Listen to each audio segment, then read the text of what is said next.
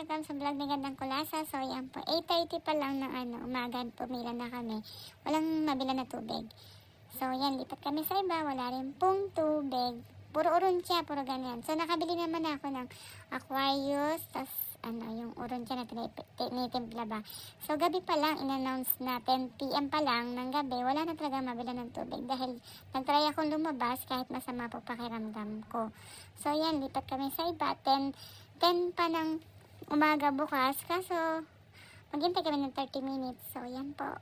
So yan, nakabili na po ako ng 1 box ng tubig. 1 family, 1 box lang. So lipat kami sa convenience store. So sa convenience store po, nakahanap ako ng tubig. So binili na po namin yan. Tapos lipat ulit kami sa ibang convenience store.